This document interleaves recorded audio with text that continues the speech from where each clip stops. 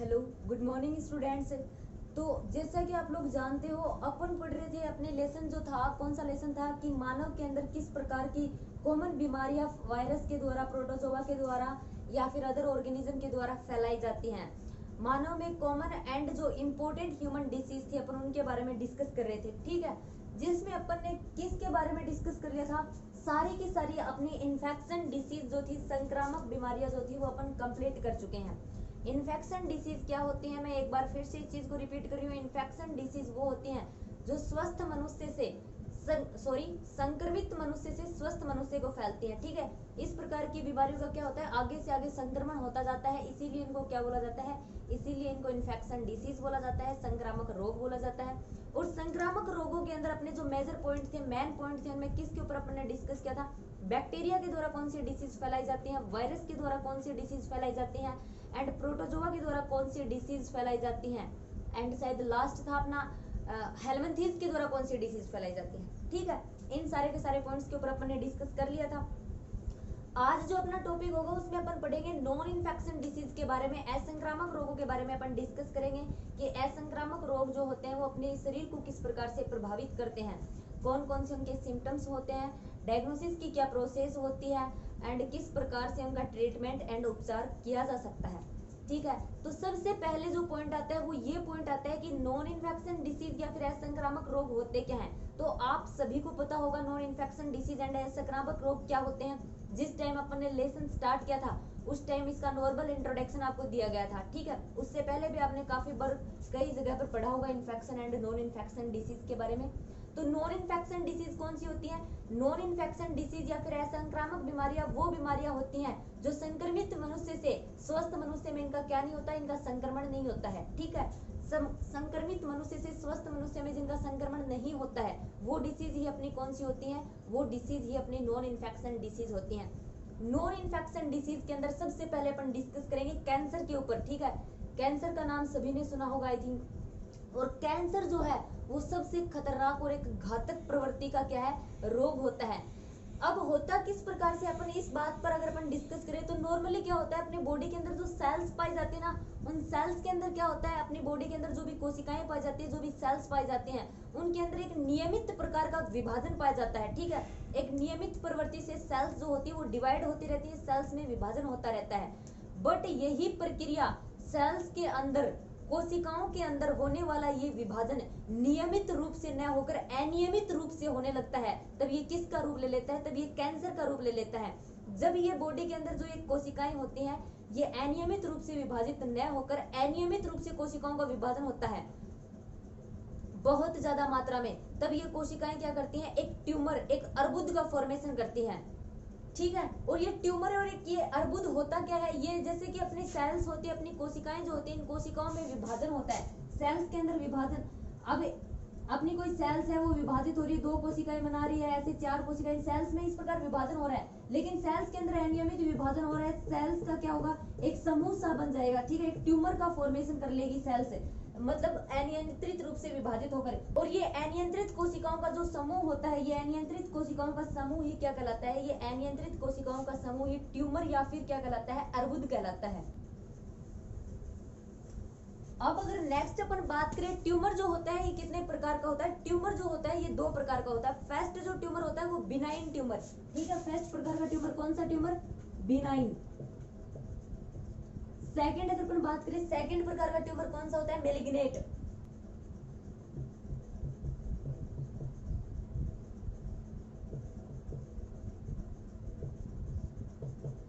First जो होता है अपना बिनाइन ट्यूमर, सेकंड होता है मेलिग्नेट ट्यूमर। अब इसमें डिफरेंस समझिए आप, इसमें अंतर क्या होता है बिनाइन ट्यूमर में और मेलिग्नेट ट्यूमर में। बिनाइन ट्यूमर जो होता है ना वो अपने बॉडी के किसी भी जगह पर, किसी जैसे उसका उद्गम स्थल, और उद्गम स्थल क्या होता है, जिस जगह पर ट्यूमर बना है, जिस जगह पर कोशिकाएं अनियंत्रित रूप से विभाजित हो रही हैं, इसका संक्रमण जो होता है ये वहां तक रहता है, आगे नहीं फैलता है ये। ठीक है, और ये बिनाइन ट्यूमर जो होता है ना ये ज्यादा हानिकारक नहीं होता है, बिकॉज ये जिस स्थान पर मतलब ट्यूमर बनता है, अनियंत्रित कोशिका विभाजन जिस स्थान पर रहता है, ये उसी भाग तक, उसी उद्गम स्थल तक क्या होता है, ये सीमित रहता है। इसके अंदर दूसरे भागों में फैलने की कैपेसिटी नहीं पाई जाती, ठीक है। बॉडी के जिस भाग पर ये बन गया, ये वहीं तक इसका संक्रमण रहता है। जबकि मैलिग्नेंट ट्यूमर का क्या काम होता है, मैलिग्नेंट ट्यूमर जिस स्थान पर बना है ना, जिस जो इसका उद्गम स्थल होता है, उस उद्गम स्थल से आगे की ओर ये प्रसारित होता रहता है, ठीक है। अपने बॉडी के जो अन्य भाग होते हैं, नए भाग होते हैं, वहां पर भी क्या होते हैं, इस प्रकार के ट्यूमर बनने लगते हैं, ये फैलने लगता है। इस प्रकार से जो नए ट्यूमर बनते हैं, ये ट्यूमर बनने की जो प्रोसेस होती है, ये क्या कहलाती है, मेटास्टेसिस कहलाती है, ठीक है। मैलिग्नेंट ट्यूमर जो होता है, इसका प्रसार होता है अपने उद्गम स्थल से, ये बॉडी के नए दूसरे भाग जो होते हैं वहां पर भी नया ट्यूमर का निर्माण कर देते हैं, और ये जो इसका गुण होता है, नया ट्यूमर जो ये बनाते हैं, और उस प्रोसेस को क्या बोला जाता है, उस प्रोसेस को मेटास्टेसिस बोला जाता है।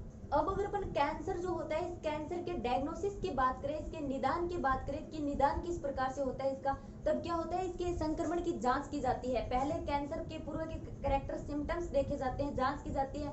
वो लक्षण, अगर उन सिम्टम्स की बात करें, कौन से लक्षण देखे जाते हैं, तो जो इस प्रकार के डिसीज से जो संक्रमित व्यक्ति होता है ना, उसमें क्या होता है, उसका वजन जो होता है वो कम होने लगता है, एंड इसके अलावा क्या होता है, उसकी जो डाइजेस्टिव सिस्टम जो उसका होता है, पाचन तंत्र की जो प्रणाली होती है, प्रॉपर रूप से वर्क नहीं कर पाता है। एंड इसके अलावा अपनी जो बॉडी होती है, अपनी बॉडी के अंदर जो टिश्यू पाए जाते हैं, जो ऊतक पाए जाते हैं, उन ऊतकों के अंदर गांठें सी बनने लग जाती हैं। और जो संक्रमित व्यक्ति होता है, उस संक्रमित व्यक्ति की बॉडी से, उसके शरीर से किसी भी छिद्र से क्या होता है, किसी प्रकार का स्राव जो होता है वो अनावृत रूप से बहता रहता है। या फिर जो संक्रमित व्यक्ति होता है ना, उस संक्रमित व्यक्ति की बॉडी पर कहीं कोई सूजन या फिर फोड़ा जो होता है वो ठीक हो जाता है। ठीक होने के बाद में वापस से उसे उसी प्रकार की दिक्कत आने लगती है, ठीक है। ये कुछ सिम्टम्स होते हैं कैंसर के। निरंतर जो रोगी व्यक्ति होता है, उसको कफ की शिकायत रहती है, उसका गला जो होता है वो हर वक्त खराब सा रहता है। एंड इसके अलावा सेकंड अगर डायग्नोसिस की बात करें, सेकंड पॉइंट की, तो क्या किया जाता है, जो रोगी व्यक्ति होता है उसमें बायपेसी या फिर जो उसके अनियंत्रित कोशिकाओं के विभाजन या फिर गुणन के कारण उसकी जो अस्थि मज्जा होती है या फिर ब्लड या फिर रुधिर जो होता है, उसका परीक्षण किया जाता है। बायपेसी में क्या होता है, जैसे कई प्रकार के जो अपने कैंसर होते हैं, जैसे अपना ब्लड कैंसर होता है या फिर ल्यूकेमिया होता है, इसमें क्या होता है कि जो रोगी व्यक्ति होता है उसके ऊतक का एक टिश्यू का एक टुकड़ा लिया जाता है, और फिर जो अपनी माइक्रोस्कोप जो होता है, सूक्ष्मदर्शी जो होता है, उस सूक्ष्मदर्शी के अंदर उसकी डिटेल से स्टडी की जाती है। इसके अलावा और भी बहुत सी प्रोसेस की जाती है, जैसे जो रोग संक्रमित व्यक्ति होता है या फिर जिसकी भी मतलब जिसकी जांच करनी होती है, उस व्यक्ति का क्या करती है, उसके आंतरिक अंगों की रेडियोग्राफी की जाती है, कंप्यूटेड टोमोग्राफी की जाती है, उसकी एमआरआई की जाती है। एमआरआई को क्या बोला जाता है, एमआरआई को मैग्नेटिक रेजोनेंस इमेजिंग बोला जाता है। एमआरआई या फिर कुछ ये अपनी जो कुछ टेक्निक्स हैं, इनके बारे में अपन अपनी इसी जूलॉजी के अंदर लास्ट में डिस्कस करेंगे कि अपना जो लास्ट का जो चैप्टर दे रखा है ना, उस पूरे के पूरे चैप्टर में इस प्रकार के कुछ टेक्निक्स के बारे में बता रखा है। बायोलॉजी की कुछ टेक्निक्स हैं, अपनी डिसीज बीमारियों से रिलेटेड उन टेक्निक का कुछ किस प्रकार से अपन यूज करते हैं, ठीक है। तो संक्रमित व्यक्ति का पता करने के लिए क्या किया जाता है, उसकी रेडियोग्राफी की जाती है, उसकी कंप्यूटेड टोमोग्राफी की जाती है, उसकी एमआरआई की जाती है। अब आगे अगर अपन कैंसर के प्रकारों की बात करें, तो कैंसर जो होती है बहुत प्रकार की होती है, अलग अलग प्रकार की कैंसर होती है। अगर अपन डिस्कस करें ये अलग अलग प्रकार की किस प्रकार से, जैसे कि कैंसर जो होता है इसमें अर्बुदों का ट्यूमर का फॉर्मेशन होता है, और ये ट्यूमर और अर्बुद जो होते हैं इनके वर्गीकरण के आधार पर ये भिन्न भिन्न प्रकार की होती है, जैसे कि कार्सिनोमा, सार्कोमा, ओस्टियोमा, फाइब्रोमा, इस प्रकार अलग अलग प्रकार की होती है। अगर इनके ऊपर अपन डिस्कस करें तो सबसे पहले अपन बात करते हैं कार्सिनोमा के ऊपर। तो कार्सिनोमा क्या होते हैं, कार्सिनोमा जो अपनी उपकला कोशिकाएं जो होती हैं, उन उपकला कोशिकाओं के अंदर जो ट्यूमर बनती है, जो अर्बुद बनता है अनियमित कोशिका विभाजन के फलस्वरूप, उसको क्या बोला जाता है, उसको कार्सिनोमा बोला जाता है, ठीक है। उपकला कोशिकाओं में बनने वाले ट्यूमर को। और ये कहाँ पर उत्पन्न होती है, सामान्य अपनी त्वचा के ऊपर या फिर जो अपने आंतरिक अंग होते हैं, उन आंतरिक अंगों की परतों के ऊपर। नेक्स्ट अगर अपन बात करें सार्कोमा, तो सार्कोमा क्या होते हैं, जो अपने संयोजी ऊतक की कोशिकाएं होती हैं, तो जो अपने संयोजी ऊतक होते हैं, उन संयोजी ऊतक में उत्पन्न होने वाले जो अर्बुद होते हैं, जो ट्यूमर होते हैं, उनको बोला जाता है सार्कोमा। और ये जो सार्कोमा होते हैं, ये कहाँ बनते हैं, ये सार्कोमा जो होते हैं, ये जो मध्य जननस्तरीय या मेसोडर्म जो होते हैं, मेसोडर्म से जो संरचनाएं बनती हैं, उनमें बनते हैं ये। नेक्स्ट अगर अपन बात करें ओस्टियोमा, तो ओस्टियोमा क्या होते हैं, अस्थियों में बनने वाले जो अर्बुद होते हैं वो ओस्टियोमा कहलाते हैं, ठीक है। अस्थियों के अंदर अपनी बोन्स जो होती है, बोन्स के अंदर जो ट्यूमर बनते हैं वो क्या कहलाते हैं, ओस्टियोमा। फाइब्रोमा क्या होते हैं? फाइब्रोमा जो होते हैं वो तंतुजन्य जो ऊतक होते हैं, उन तंतुजन्य ऊतकों के अंदर बनने वाले जो ट्यूमर होते हैं वो फाइब्रोमा कहलाते हैं। एंड ग्लाइयोमा किस प्रकार के ट्यूमर होते हैं? ग्लाइयोमा जो अपने सेंट्रल नर्वस सिस्टम, अपना केंद्रीय तंत्रिका तंत्र या फिर मस्तिष्क, अपने ब्रेन में बनने वाले जो ट्यूमर होते हैं वो क्या कहलाते हैं? ग्लाइयोमा कहलाते हैं। एंड इसके अलावा क्या होता है? लिम्फोमा, जो लसिका गांठ है या फिर लसिका तंत्र में इस प्रकार के अर्बुद जो बनते हैं वो लिम्फोमा प्रकार के होते हैं। तो स्टूडेंट्स ये तो थे अपने बॉडी के अंदर जो ऊतक होते हैं, टिश्यू जो होते हैं, उनके आधार पर जो कैंसर के जो ट्यूमर होते हैं वो अर्बुद होते हैं, उनका वर्गीकरण। अब आगे अपन बात करते हैं कैंसर के ट्रीटमेंट की, कैंसर के उपचार की। तो कैंसर के उपचार नॉर्मली क्या होता है कि जब अपने को इसके अगर अपने को पहले से पता चल जाता है, जिस टाइम सेल्स जो होती है वो विभाजित होने की प्रोसेस इनमें स्टार्टिंग होती ही है इनकी, तो अगर स्टार्टिंग में अपने को इस चीज को पता चल जाता है तो स्टार्टिंग में इसको कंट्रोल करना, इसको नियंत्रित करना आसान होता है। जब थोड़ा लेट हो जाता है, बहुत टाइम बाद में इस चीज को, इस प्रोसेस को कंट्रोल में करना बहुत कठिन होता है। इसके लिए अलग अलग प्रोसेस करवाई जाती है, जैसे रेडियोथेरेपी। रेडियोथेरेपी में क्या होता है, जो कैंसर की कोशिकाएं जो होती हैं, कैंसर की जो सेल्स होती हैं, उनको किरणों के द्वारा, रेज जो होती है, उन हानिकारक किरणों के द्वारा इनको नष्ट किया जाता है रेडियोथेरेपी के अंदर। नेक्स्ट आती है अपनी कीमोथेरेपी। और कीमोथेरेपी में क्या किया जाता है? कीमोथेरेपी में कैंसर का उपचार, एंटी कैंसर के लिए जो मतलब औषधियां होती हैं, उन एंटी कैंसर दवाइयों से कैंसर का क्या किया जाता है? उपचार किया जाता है।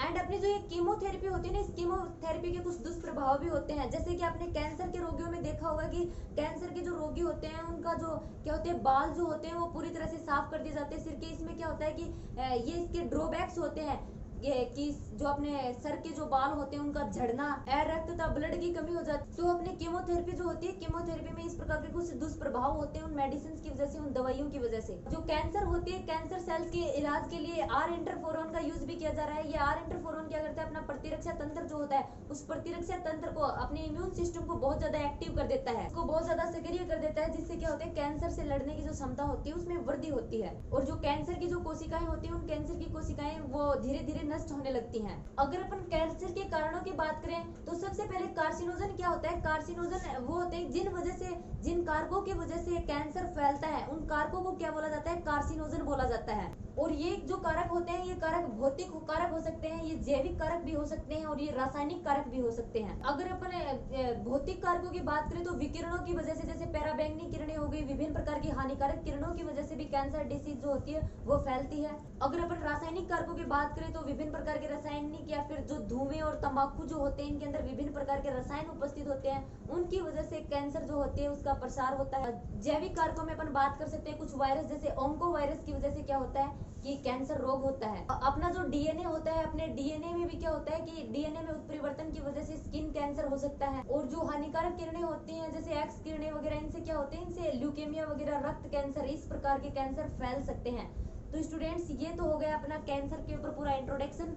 अपन ने इनफैक्ट नॉन इन्फेक्शन डिसीज की बात की है, जिसमें अपन ने कैंसर के बारे में पढ़ा है कि कैंसर क्या होता है, किस प्रकार से ट्यूमर बनते हैं, कौन कौन सी ट्यूमर बॉडी के अंदर बनती हैं, कितने प्रकार की होती हैं ट्यूमर, डायग्नोसिस की क्या प्रोसेस होती है, निदान की क्या प्रोसेस होती है, क्या सिम्टम्स होते हैं कैंसर के, क्या, और अपने ऊतकों के आधार पर जो ट्यूमर होते हैं वो उन ट्यूमरों का वर्गीकरण अपन ने देखा है। एंड लास्ट में अपन ने उसका जो अपना कैंसर था उसका ट्रीटमेंट देखा है, और ये पढ़ा है कि किस प्रकार से कैंसर जो है वो कैंसर के क्या क्या कारण होते हैं, किन वजह से कैंसर फैलता है। नेक्स्ट जो अपना वीडियो होगा, नेक्स्ट वीडियो में अपन बाकी बचे हुए जितने भी अपने असंक्रामक डिसीज हैं उन सारे के सारे डिसीज को कंप्लीट करेंगे।